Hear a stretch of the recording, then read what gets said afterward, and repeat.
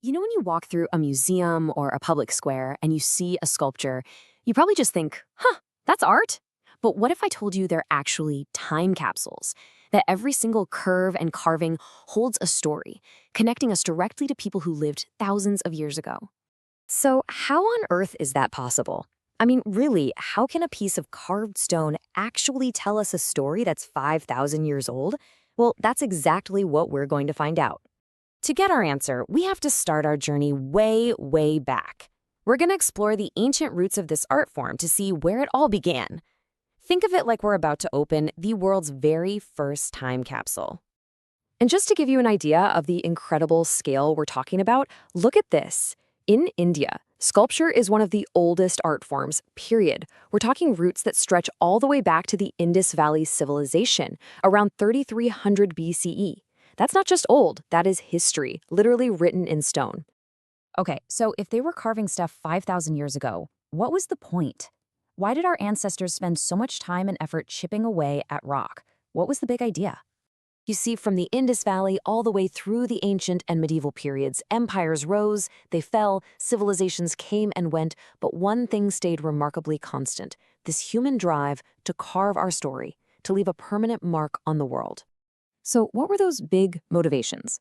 Well, in these early eras, a sculpture wasn't just some nice decoration. No, it had a job to do. It could be a snapshot of daily life, right? Or maybe a permanent record of a huge military victory. It could be a monument to a good deed. Or, and this was a huge one, it could be a way to connect with the divine. It was practical. It had a purpose. But then everything shifted. As the world rumbled on into the modern era, so did art. And the very meaning of what a sculpture is was about to be completely reinvented. And this evolution was dramatic. I mean, it was a total 180. We went from sculpture serving this big public collective function, as a religious icon or a historical record for everyone to see, to serving a deeply personal one. For the modern artist, it suddenly became all about individual self-expression. And of course, it also became a commercial art form. This totally new purpose needed a new definition. The term sculpture suddenly became incredibly broad. It now meant basically any three-dimensional artwork. Just think about that for a second. If it has height, width, and depth, you can call it a sculpture. All the old rules were just gone. And this big shift also changed how we see sculpture. It wasn't just a community craft anymore, or a religious tool. It became an elite, high art form. It's now part of what we call the plastic arts, which is just a fancy way of referring to any art that involves modeling or molding something, giving it a physical shape. And all this new artistic freedom came with a brand new toolbox. Ancient sculptors were pretty much limited to what they could carve from stone and wood. But today, the palette is unbelievable. We're talking everything from classic ceramics to industrial plastics, glass, gleaming metals, and all sorts of modern alloys. The creative possibilities are now practically endless. So, after this whole journey from ancient carvings to modern installations, let's circle right back to our main idea: decoding our past.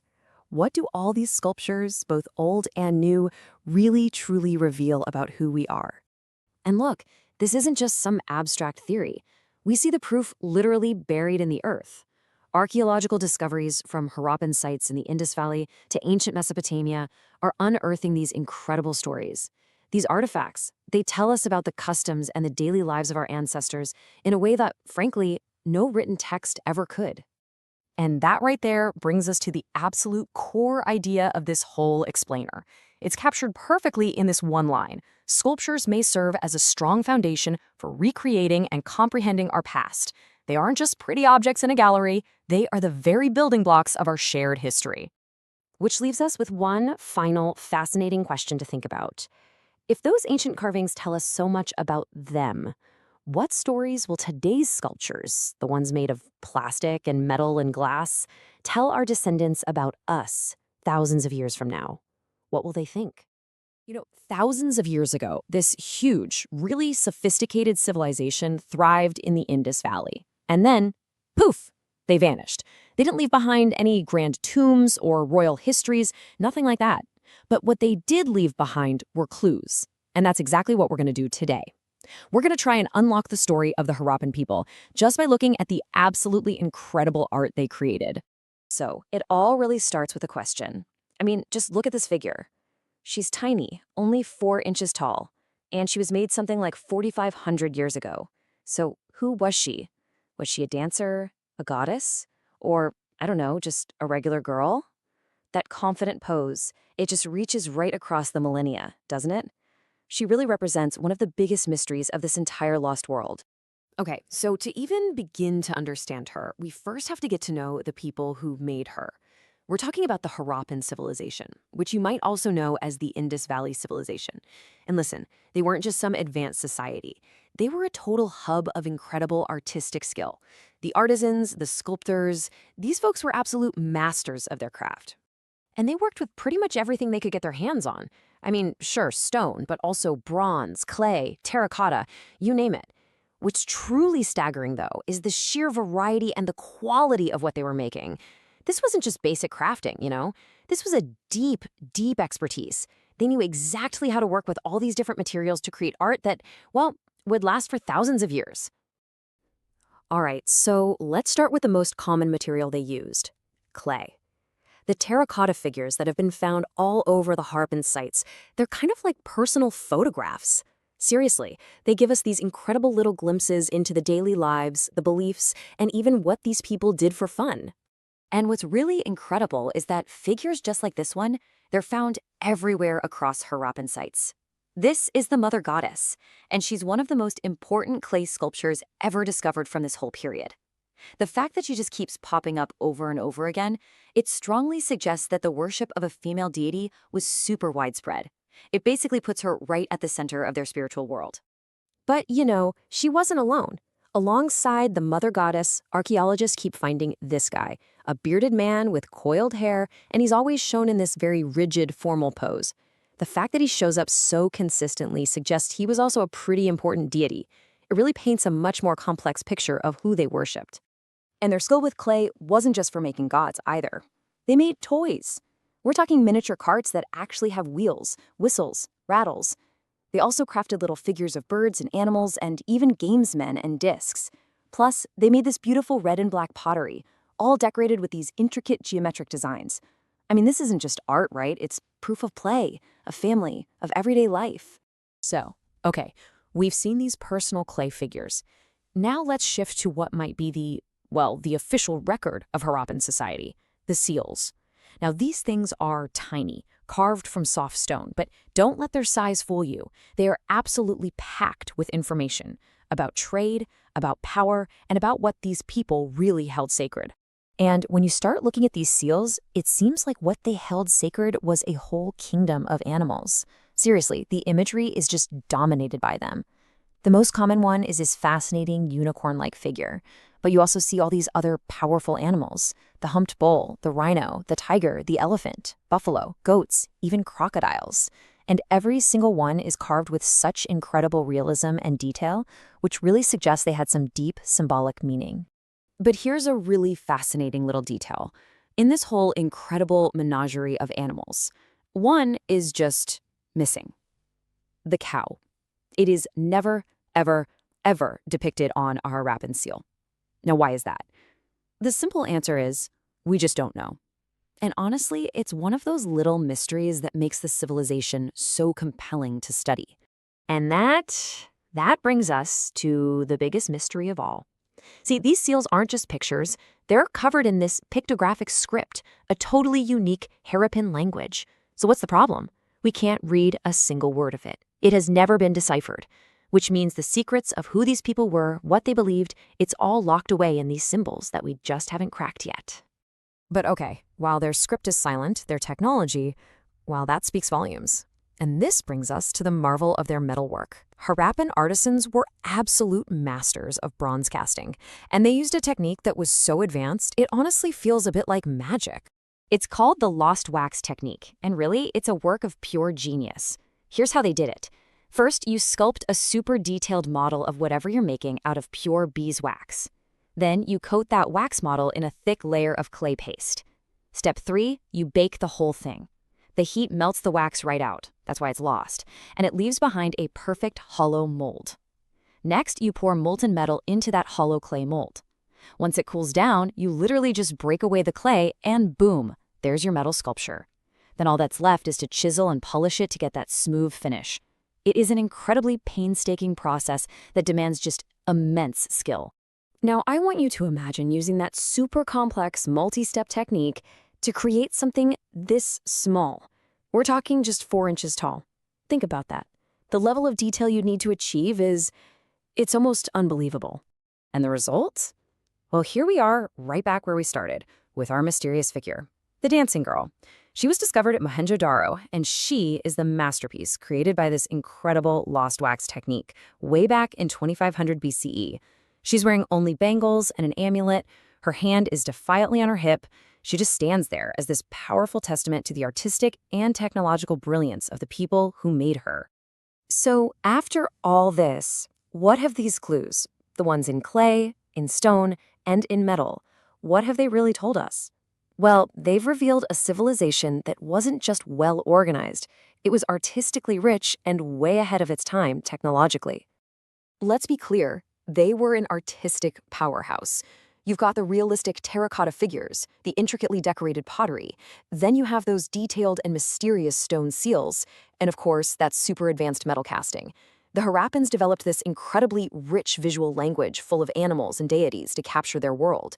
They really left behind a legacy of incredible skill and artistry. And really, that's what it all comes down to, isn't it? We may never, ever be able to read their words, but we can still see their world through their art. It's a story without a script. It's a story told in the curve of a clay pot, in the tiny carving on a stone seal, and in the confident, timeless pose of a small bronze girl. Their script is silent, sure, but their art, it speaks. So the question is, what story does it tell you? When you look at the long, incredible timeline of Indian art history, there's this massive, mysterious gap. For more than 1,000 years, it seems like the tradition of grand, monumental sculpture just vanished. So what was going on? What caused this artistic silence, and how did it come back in such a spectacular way? Well, let's get into it. Right, this is the central mystery we're going to try and unravel today. We have all this amazing art from the early Harappan civilization, but then, for nearly 1,500 years, the trail just goes cold. Monumental stone art pretty much disappears from the record. So what happened in that long, quiet interval, and what was the spark that finally brought it all back? Okay, let's really put this timeline into perspective. Around 2500 BCE, you've got the Harappans making these stone sculptures, but it's not until the 3rd century BCE, during the Mauryan period, that we see it pop up again on a huge, colossal scale. That gap in between, that's what historians call the long vacuum. I mean, we're talking about 1,500 years of artistic silence. It's a massive stretch of time. So, the answer to our puzzle? It lies right here, in the Mauryan period. This is the era that finally shatters that long silence, bringing these incredible stone sculptures roaring back to life all across the Indian subcontinent. Now, to really get a handle on this artistic explosion, it helps to have a good framework. And luckily, the historian Dr. Ananda Kumaraswamy gave us a really clear and powerful way to look at Mauryan art. He suggested we can understand it by just dividing it into 2 distinct categories. And here are those 2 categories. Pretty simple, right? On one hand, you have court art. This is the stuff commissioned by the rulers, like the famous Emperor Ashoka, and it was often made for big political or philosophical statements. And on the other hand, you have popular art. This was art created by local craftspeople, and it was all about expressing shared beliefs and community stories. We're going to look at some amazing examples from both, but let's start with some of the most famous pieces of popular sculpture. All right, so let's take a closer look at these 2 types of art. We're going to see how they both defined this incredible artistic comeback. Okay, so when we dive into Mauryan popular art, some of the most magnificent and important figures you'll find are the yakshas and yakshis. You can think of them as powerful nature spirits, kind of like deities, who were a really central part of the spiritual world back then. And what's really remarkable is just how universal these figures were. They weren't tied to just one faith. They were revered across Hinduism, Buddhism, and Jainism. That shows you there was this powerful cultural connection happening. And because of that, you'd often see their sculptures decorating stupas, those big dome-shaped Buddhist shrines, especially on the grand gateways and terraces. Now, of all the examples that have survived, there's one that really stands out. It's just an absolute masterpiece. It's a single figure that tells us so much about the incredible skill and the vision of Mauryan artists.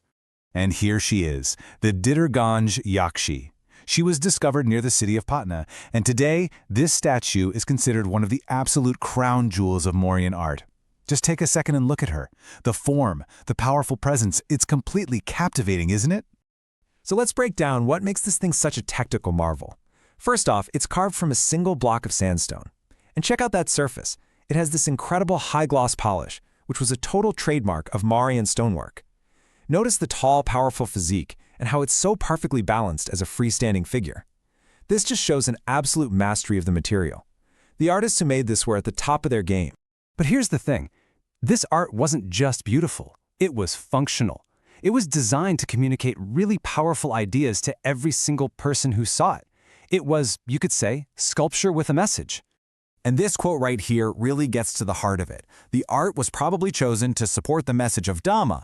Now, this was Emperor Ashoka's big public philosophy, basically a moral and ethical code that promoted nonviolence and social responsibility. So every artistic choice was intentional, maybe even picked out by Ashoka himself to get this message across to all his people. Okay, so let's shift gears a little. We've looked at freestanding sculptures, but now let's look at art that was carved directly from a living rock face. This is the incredible rock-cut elephant at Dali. This amazing sculpture is located in Odisha. As you can see, it's not a full statue, but just the front part of an elephant that seems to be emerging right out of the rock. But the location here is absolutely key. It's carved right above Ashoka's famous edicts about the Kalinga War. And you can feel it. The mood of this elephant is different from other Mauryan animals. It feels more grounded, maybe a little more somber, which totally reflects the gravity of the message that's carved just below it. All right, for our last example, we're looking at another form of royal patronage.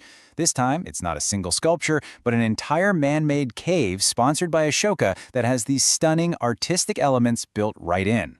So this is the Lomas Rishi Cave, found in the Barabar Hills of Bihar. It's an incredible piece of rock-cut architecture.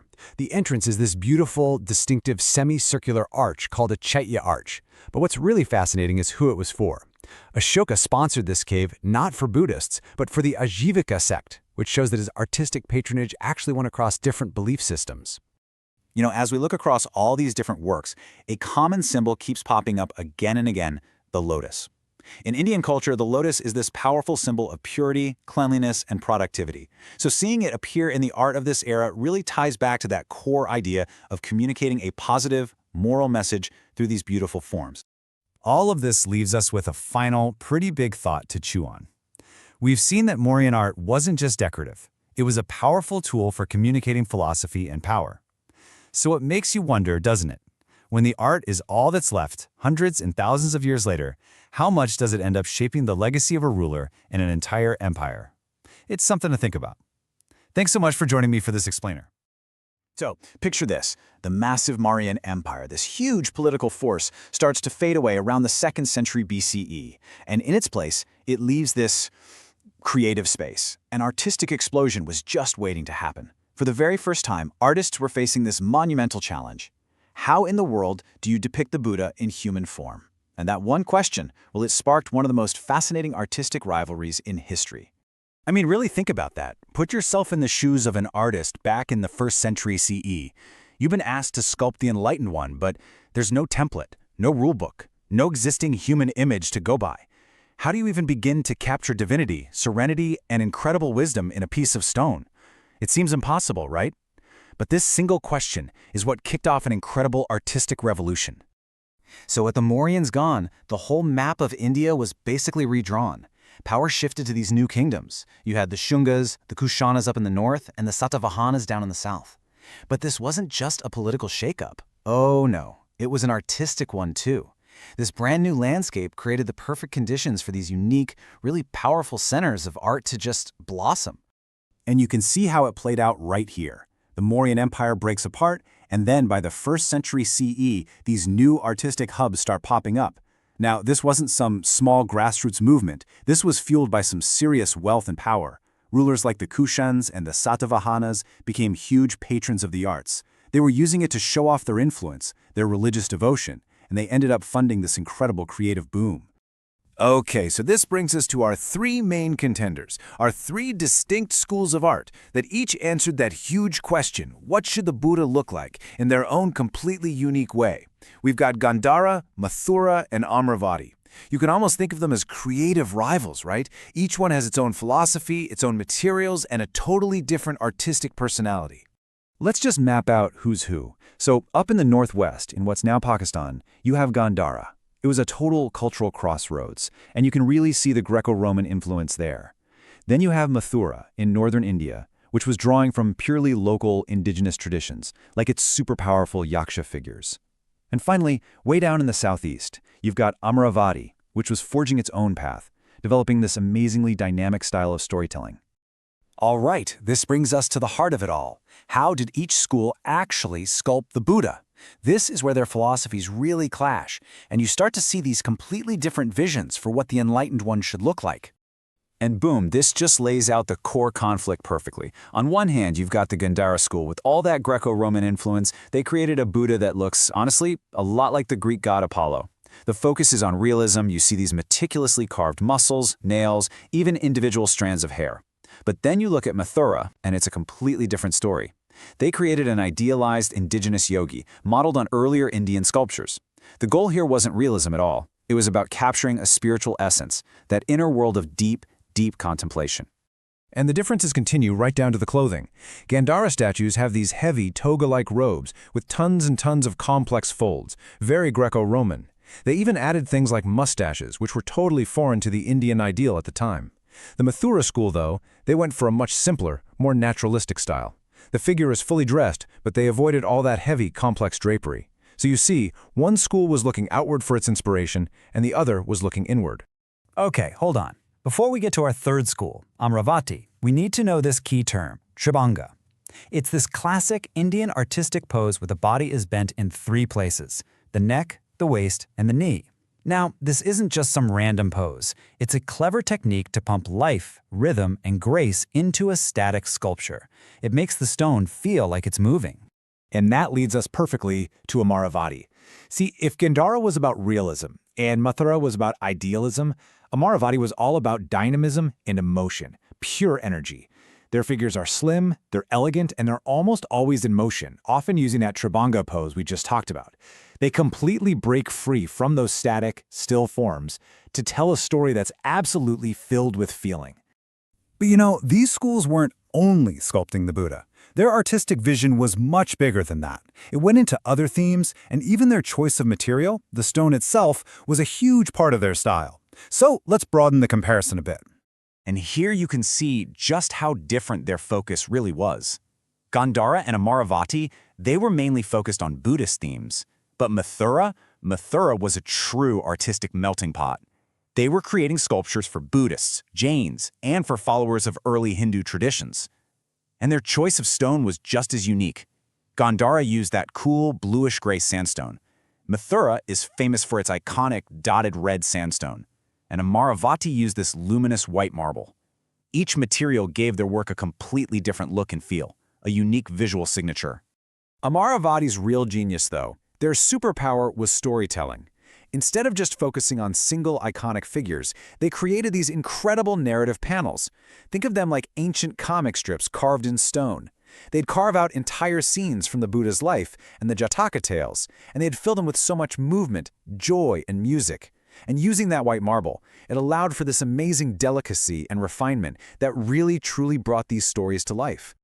So, what's the lasting legacy of these three schools? What's the big takeaway? Well, their competing visions didn't just exist side by side. They actually intertwined, and they ended up creating an artistic foundation that would influence Indian art for centuries to come. Each one of them made a unique and absolutely vital contribution. All right, here's your final cheat sheet. If you remember nothing else, remember this. Gandhara, think fusion. It's Greco-Roman realism meeting Indian themes. Mathura, that's the powerful indigenous ideal, the one that created the yogi-style Buddha and became hugely influential. And Amravati, the master storyteller, using movement and emotion to carve entire narratives right into stone. And let's not underestimate the power of that indigenous style, seriously. While Gandhara's art is absolutely fascinating, it was the Mathura school that really set the standard for northern India. Its vision was just so powerful, so resonant, that it spread and ended up shaping the future of Buddhist art across the whole region. It wasn't just reacting to outside ideas, it was a creative powerhouse in its own right. Which, it leaves us with one last big thought. The story of these three schools, the fusion of Gandhara, the indigenous ideal of Mathura, and the narrative energy of Amaravati, it all poses this timeless question. Is art ever really, truly original? Or is it always a conversation, a fusion of new ideas and ancient traditions? It's a question that's just as relevant for creators today as it was 2,000 years ago. Thanks for digging into this with me. Let's travel back in time, nearly 2,000 years, not just to look at some incredible ancient art, but to actually solve a mystery that was cast in bronze. It's a story all about a hidden identity, a secret that's been waiting for centuries to be told. So, our story kicks off in the 2nd century CE, right in the middle of India's Kushan period.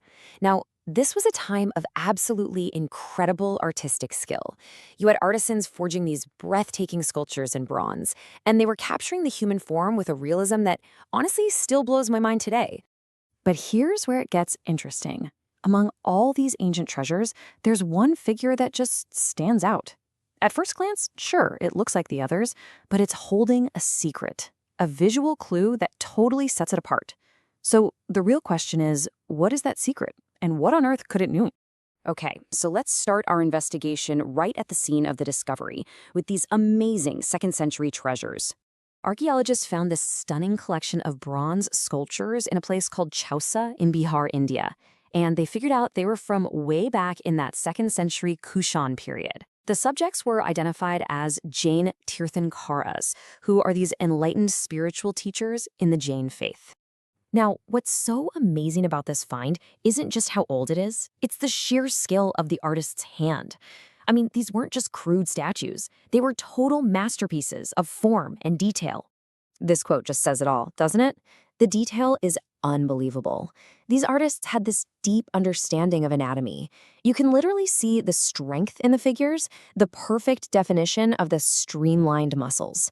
It's a true testament to how skilled they were. But as experts started looking closer at the collection, one unmistakable figure presented a real puzzle.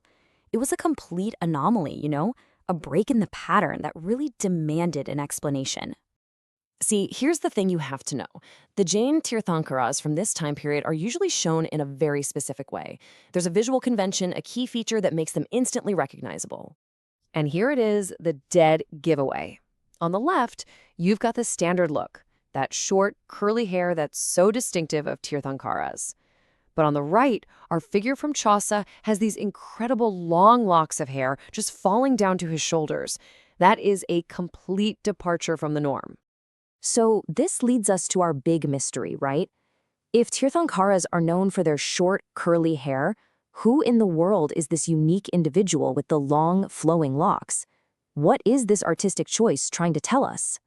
Okay, this is where it all clicks into place. That one single detail, the hair, that's the key to introducing the First Lord and finally solving this whole mystery. Turns out our mystery figure is Rishabhnath, who is also known as Adinatha. In that long hair, not an artistic mistake. Nope, it's his signature feature, the very detail that identifies him. You have to remember, in an age of faith defined by images, being able to visually tell one holy figure from another was absolutely essential. And that name, Adinatha, is super significant. Let's just break it down. In Sanskrit, Adi means first, and Nath means Lord. So you put them together and you get, literally, the First Lord. Pretty cool, huh? So who was this First Lord? Well, he was the very first of the great Tirthankaras in Jainism. He founded the legendary Ikshwaku dynasty, and his life and teachings are all detailed in a text called the Adi Purana. We're talking about a figure of immense importance here, the spiritual beginning of a faith. So now that we've identified him, let's dig into what it even means to be a Tirthankara, because understanding this role is really the key to getting why Rishabhnath, as the very first one, is so deeply revered. According to Jain cosmology, in our current chunk of time, there are 24 of these great teachers. 24! And Rishabhnath, our guy with the long hair, was number 1. He was the one who started it all, the one who first showed the way. The word Tirthankara itself is just beautiful. It translates to a ford creator. Now, just imagine a ford in a river for a second. It's that shallow, safe place where you can cross. That's the whole idea behind this metaphor. A Tirthankara is a spiritual guide who creates that ford. Their teachings act like a bridge, allowing their followers to safely cross the huge, turbulent ocean of samsara, that endless cycle of birth, death, and rebirth. It's just a really powerful and profound idea. And that brings us right back to the beginning. The secret in the bronze wasn't just a hairstyle. It was an entire identity. Those long locks were the specific symbol of the First Lord, Rishabhnath, the original ford creator. It really makes you wonder, doesn't it? A single detail can unlock a 2,000-year-old story. What other secrets, what other identities are still out there, just waiting patiently for us to notice them, cast forever in bronze?